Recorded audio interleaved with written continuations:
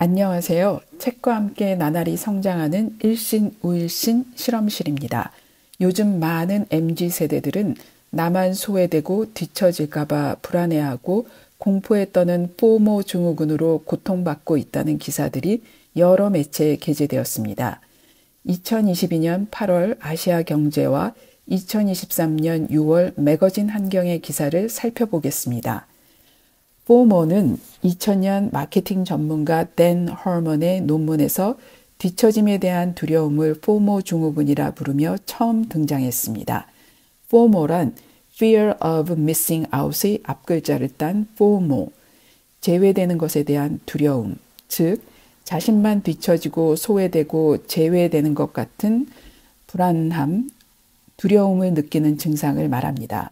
SNS 시대의 도래로 우리 모두가 스마트폰의 일상을 점령당하고 소통 과잉의 시대에서 특히나 젊은 세대들은 타인과 자신을 끊임없이 비교하며 불안감을 호소합니다. 곽금주 서울대 심리학과 교수는 이와 같은 현상을 또래 집단 모임 등 소속감에서 안정감을 느껴야 하는데 MZ세대들이 소속감을 느끼지 못하면서 소외감과 불안감을 느끼는 경향이 크다며 SNS 안에서 다른 사람과 비교를 통해 스트레스를 받지만 핫플레이스나 유행을 같이 참여하고 누리는 것에서 안정감을 가진다고 설명했습니다. 그리고 자신의 가치관을 확립해 지식과 성숙함을 키워나가는 것이 가장 중요하다. 다른 사람의 의견은 참조만 할 뿐 내가 정말 원하는 것이 무엇인지 생각해야 한다고 덧붙였습니다. 다수의 편승하고 싶은 것은 인간의 본성이지만 포모 현상에 휩쓸려 과도하게 타인과 비교하여 두려움, 우울, 불안으로 스스로를 내모는 것은 삶의 질에 부정적 영향을 미칠 수 있습니다. 얼마 전 주원규 PD님 유튜브 영상의 조언을 여러분께 전하고 싶습니다. 나를 다른 사람과 비교해서 불행해하기보다는 어제의 나 자신과 비교하며 어제의 문제를 해결했는가, 성장을 위한 실행을 했는가, 라는 질문을 스스로에게 던지고 매일 조금씩 성장해 가도록 채찍질을 하라고요. 그럼 우리의 삶이 더 긍정적으로 바뀌지 않을까요? 2018년 1월 27일 이케아 제국의 창업자 잉그바르 캄프라드가 91세로 별세했다는 소식이 전 세계 신문에 보도되었습니다. 2월 9일자 중앙일보에는 볼품없는 학력에도 혁신 경영 역사 쓰다라는 제호로 캄프라드에 관한 창업 성공 신화가 길게 소개되었습니다. 조립식 가구의 글로벌 유통업체인 이케아를 창립하여 2017년 기준 약 48조 5천억 원의 재산을 일구었다는 내용과 함께 그의 일대기가 요약되었습니다. 그 중에서 제 관심을 끈 부분이 있었는데 놀랍게도 그가 난독증이 있었다라는 사실이었습니다. 서울대학병원 사이트에서 찾아본 난독증은 영어로는 dyslexia, 듣고 말하는 데는 별 어려움이 없으나 소아 혹은 성인이 단어를 정확하고 유창하게 읽거나 철자를 인지하지 못하는 증세로 학습 장애의 일종입니다. 이는 지능 저하나 부모의 사회적 경제적 지위와는 관련이 없다고 합니다. 인간 뇌의 양측 반구의 불균형, 즉 언어 기능을 담당하는 좌뇌의 기능이 상대적으로 뒤처지는 것을 주된 원인이라고 보고 있습니다. 대개 미취학 시기부터 단어를 이해하는 데 어려움을 겪거나 발음을 자주 틀리게 하거나 말을 더듬는 등의 증상이 나타나고 취학 초기에는 글씨를 베껴 적는 데 어려움을 겪거나 학습 자체에 흥미를 잃기가 쉽습니다.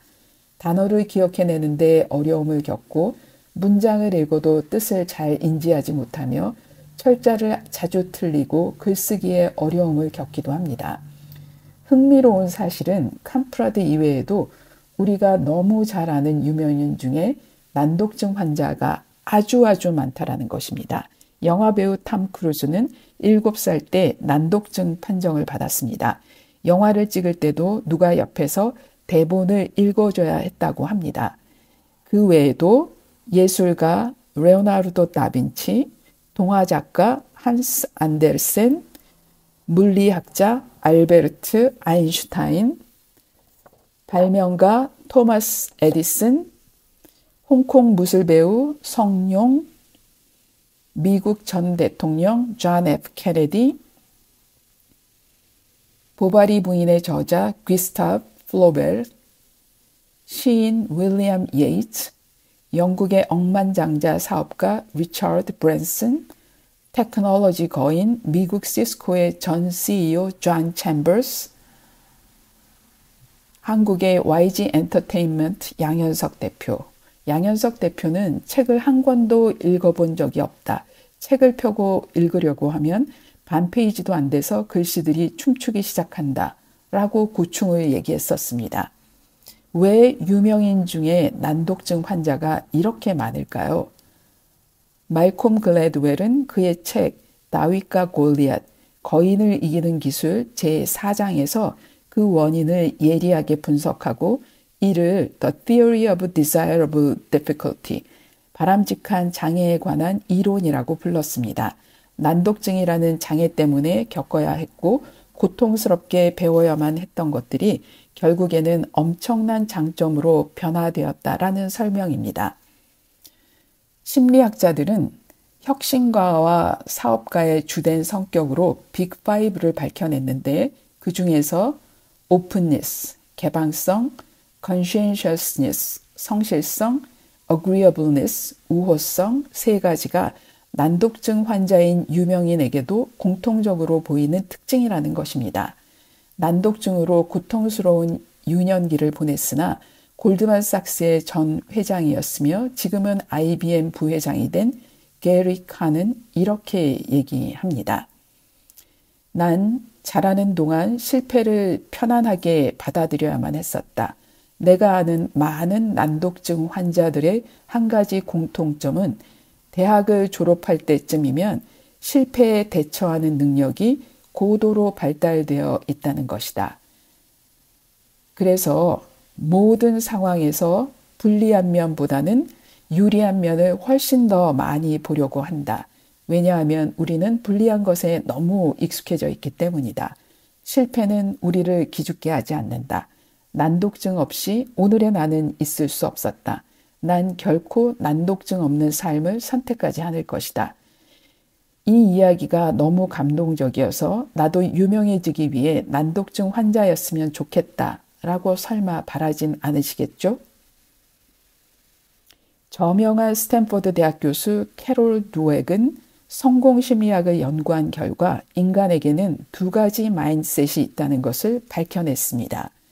고정 마인드셋, 픽스드 마인드셋과 성장 마인드셋, 그로스 마인드셋입니다. 전 세계에서 180만 부가 팔린 마인드셋이라는 책의 주요 내용을 소개합니다. 지능에 대한 다음에 4가지 질문이 있습니다. 각각의 질문을 읽고 동의하는지 아는지 자신의 입장을 정해보세요. 1. 내 지능은 아주 근본적인 것이어서 거의 변하기 어렵다. 2.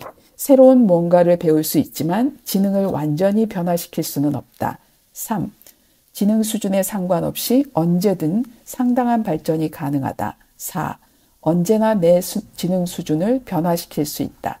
1번과 2번 질문은 고정 마인드셋을 대변하고 3번과 4번은 성장 마인드셋을 대변합니다. 여러분의 마인드셋은 성장과 고정 중 어느 쪽일까요? 이번엔 무의 질문을 개인적 자질에 적용해 보죠. 개성과 인성에 대한 다음의 지문들을 읽고 여러분의 생각이 어느 쪽에 가까운지 판단해 보세요.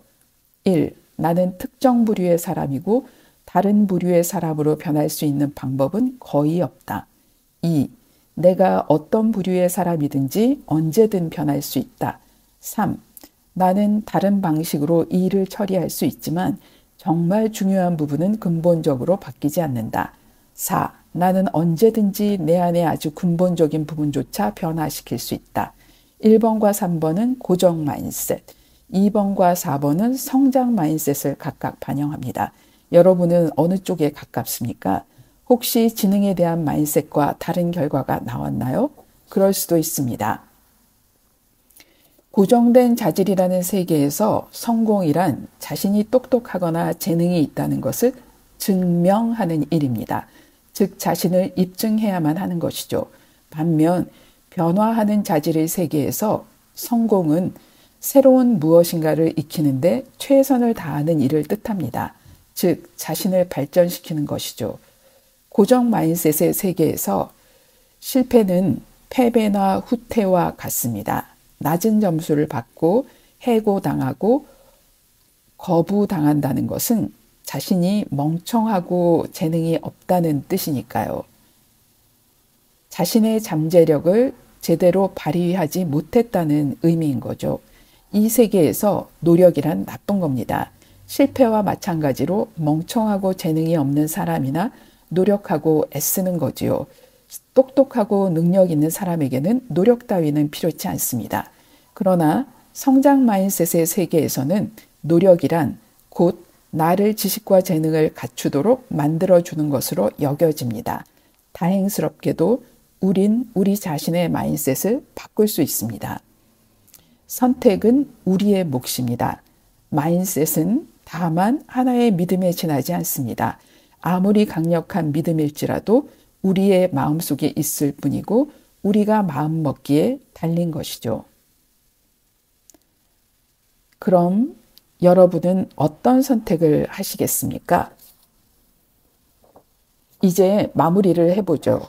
2030 청년들이 느끼는 내 인생은 왜 이럴까?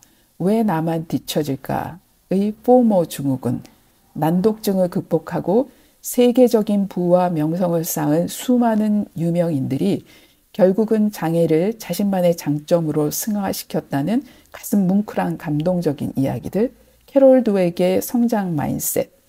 저는 이렇게 정리해 보려고 합니다. 내 인생은 나의 것.